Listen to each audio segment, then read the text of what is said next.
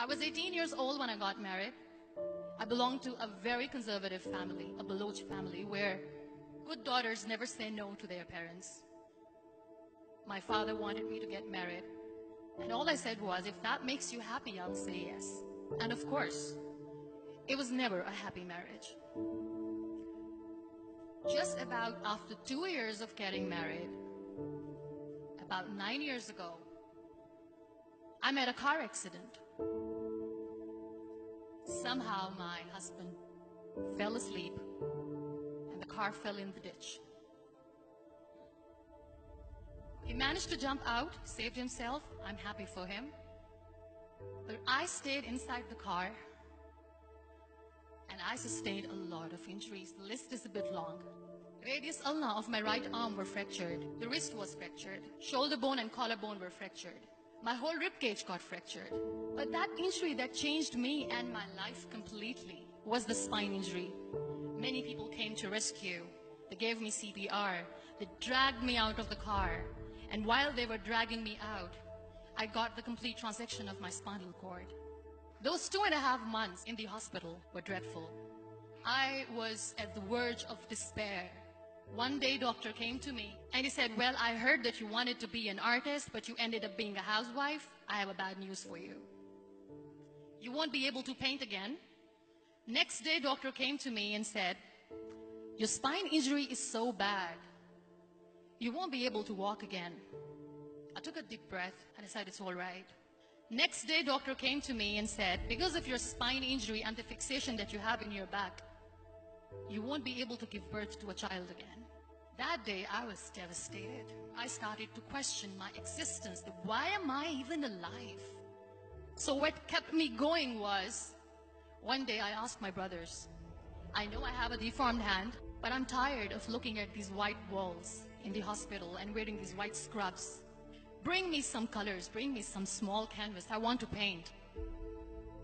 So the very first painting I made was on my deathbed, where I painted for the very first time.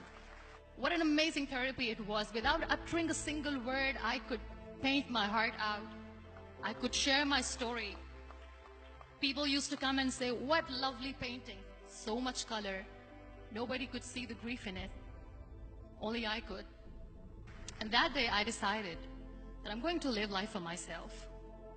I am not going to be that perfect person for someone. I am just going to take this moment and I will make it perfect for myself.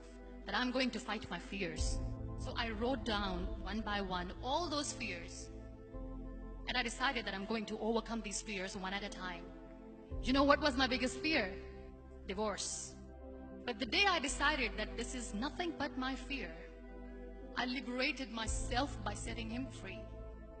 And I made myself emotionally so strong that the day I got the news that he's getting married, I sent him a text that I'm so happy for you and I wish you all the best. And he knows that I pray for him today.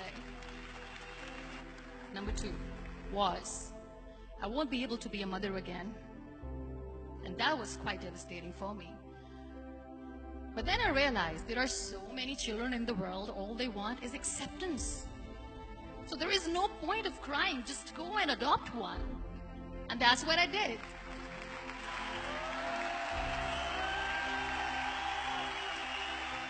I gave my name in different organizations, different orphanages, and I waited patiently.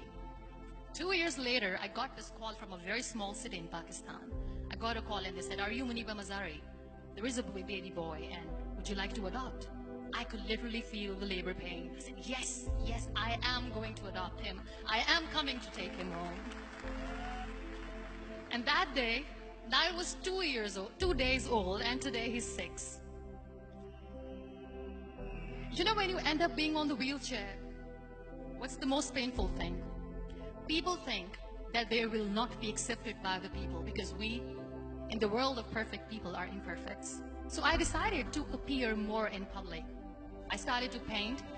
I have done a lot of modeling campaigns. I decided that I'm going to join the national TV of Pakistan as an anchor person. I became the National Goodwill Ambassador for UN Women Pakistan, and now I speak for the rights of women, children. I was featured in BBC 100 Women for 2015. I'm one of the Forbes 30 under 30 for 2016. So when you accept yourself the way you are, the world recognizes you. It all starts from within. We have this amazing fantasy about life. This is how things should work. This is my plan. It should go as per my plan. If that doesn't happen, we give up. I never wanted to be on the wheelchair. Never thought of being on the wheelchair. This life is a test and a trial, and tests are never supposed to be easy. So when you're expecting ease from life, and life gives you lemons, then you make the lemonade, and then do not blame life for that. It is okay to be scared.